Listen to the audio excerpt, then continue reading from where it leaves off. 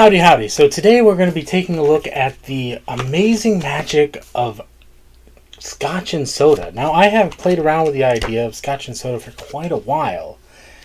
And now we're actually going to perform my version of it, which has been a little bit. It is something that you can get access to on my membership page for 99 cents a month. Yes, that way you can see me and my hair. So for 99 cents a month, you'll be able to see me teaching from a book just like this. So now we have a 50-cent piece and a Mexican centavo. That's not how you pronounce that, but either way, a little bit more inflection than necessary. There's a contrast, and that's really what you're looking for, the contrast, right? So what we're going to want to do is we're going to have one here and one here. Now we're going to take our magic wand and spin it for dramatic effect. Tap, tap, tap. Beautiful. The centavo has actually disappeared. Now remember what I said. The magic is actually inside the book. Yes, inside the book you will find stuff and things like the Mexican centavo. Beautiful. So there you have that. I'm actually going to teach that to you at the end of the video after we do a quick little review of Scotch and soda. So if you stick around, you'll get a free tutorial right now because I've got the membership and it's been sitting there. Nobody's joined. Very sad. But you'll get probably a longer, more drawn out version with some options, but we're just going to teach the quick version at the end. So here you have a beautiful color. I love the orange color. That burnt orange is nice. Scotch and soda, and then it shows the Scotch and soda coins there, but it also can be done with a diamond penny set. It's got 31 pages or so. Let's take a look here just to see what the ending result is. I guess maybe 32, but it says look for these fine fun ink publications. I have some of them. There's the Svengali deck, the stripper deck, the thumb deck, spongeball magic, slush magic tricks with slush powder or sloosh powder, an original whirling card. So there's more fun to be had. I actually have some of them here. Maybe I'll do a full set. Maybe I'll try to get all of them. But yeah, so there's a lot of great ideas in here, and it's stuff like this. So you're going to get the coin sets, things to remember, how to tighten the coins, all things that I might have to do an updated video now that I have this book. I did talk a lot about that, but I like to refresh things from time to time. So I might refresh that video and do a better version out of this book. Basics, the classic palm. You can't get away from the old simple classic palm. You have the coin here, and now it's gone. The classic palm. That wasn't actually all that great. You kind of want to have it so that the hand is as flat as possible. And there it is. So this coin is actually a little bit smaller than what I typically use, which is strange because my hands, if you haven't noticed, are a little bit bigger. So imagine me using something smaller. So I use the dollar. And in reality, oh, that's another shell. That's another video. In actuality, I actually practice with these more often than not, which are slightly bigger. These are Super Mario coins from Wonder Eggs, Wonder Balls, and so I'll practice with these more often than not. So just imagine that. It's gone. And that's the old finger palm. Now, I'm not sure exactly if you know what I'm talking about, right? Not sure at all. You get what I'm saying? Because you can just simply make that coin vanish into thin air. What if you made it reappear like so?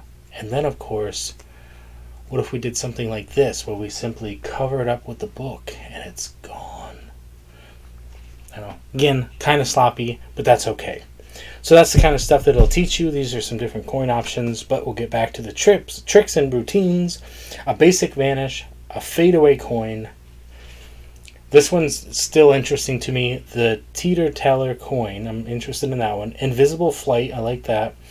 The effect that I did is probably something that will be in this book and talk about it, because all that is just a themed version of the Scotch and soda. And I wouldn't even say it's themed. I would just say it utilizes a special tool, which in reality is the effect of Scotch and soda. So it's just a transposition of sorts, or transit. Anyway, it's in here. So lots of things to learn. So we'll take a look at that later. So a little bit of funny business off camera because I don't want to actually give away the you know it's percussion, right? So anyway, so we have, this is the setup. Just like with a lot of things, it requires an extra coin. So I shall say this at this point. You have now reached the point in the video where you're getting free tutorial, free content, right? This is something that I might give away on my membership for only 99 cents a month. And why am I pushing that? Because this channel makes me money. Not a whole lot, but I have to step away from it in order to work in the real world. So if at some point it becomes something more than what it is now, I can do it more often. But I don't make enough revenue on here, so we're talking about coins, so I got to talk about money, right? Anyway, let's get back to it. So basic idea, like I said, using the wand is just a misdirection. Simply sliding the coin over as it is. Tap, tap, tap, which basically is a magic gesture, but it also hides the fact that you're making the coin disappear. It is clearly gone.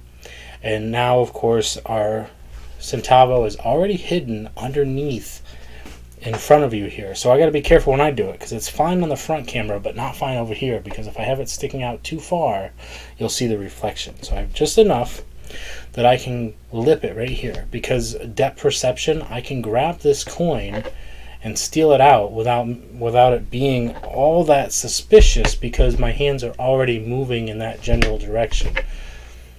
So the idea is that I have it covered here at the angle, a little too far out, and then, and you can even still see it a little bit there, so pull this a little bit, and you're probably good right there. So by showing the book first, I showed that there wasn't anything in the pages by opening it up and looking at it. But then when I grab the book again, and then I bring it over in front, that gives me the opportunity to steal the coin, and then to simply open the book. Now here's the thing, it's in the hand, but by opening it like this, I can then go down here, and then it looks like it came out of the book. Very simple principle. You don't have to use the book. You can use whatever you want. The coin has now disappeared to here. I also do a similar effect with this, with a handkerchief, where I actually turn the 50-cent piece into the centavo. So first, it's got a layered effect to it. And this is something else that you can probably learn. I got to check that video because it's been a while. I actually teach this version where I take this. It might actually be on the channel. I don't remember. Take a look in the archive. There's almost 1,000 videos in the archive. Half of them are toy reviews. If you don't like that, that's fine. Just stick with the magic. But there's almost 500 magic videos where you take the coin, and it's in two different pieces. And pretty much what will happen is the coin itself starts off as both, and then it becomes the 50-cent piece, and then it switches place with the centavo, which would look something like this. By giving the hand a little bit of a wave, there it is. Now even by dropping it into the hand, it becomes the centavo again. Yeah, it's quite interesting. Even just shaking the hand will make it change. It's very nice. I like it. Okay, so again, back to here. Now, if we take a look at this coin, you'll notice that just by rubbing over the hand, we can make it turn back into the 50-cent piece. Now that's a whole other routine. If you want to learn that particular routine, go check out Rick Holcomb. I've added Scotch and soda to it, and you can actually do this routine with Scotch and soda using the Rick Holcomb methodology. So stay tuned for more stuff coming out of this book, because I will in fact be teaching some of it. I got something crawling on my toe. We're live here, by the way. The video is not live, but I am filming this live, so it's live. Scotch and soda is a very brilliant effect that I haven't played with enough over the past year, but there's still some great content that I did get into before, and hopefully to get back into with this wonderful book from Royal Magic that I picked up from George & Co. Right here. Boom. George & Co. It's a gift shop, magic shop. costume shop. It's got all the goodies in it. It's my kind of store. So if you're in the Buffalo area, go check them out. Say hi to Karen for me. Thank you, everybody. And remember, stay positive, stay active, and stay awesome. And we'll see you in the next one.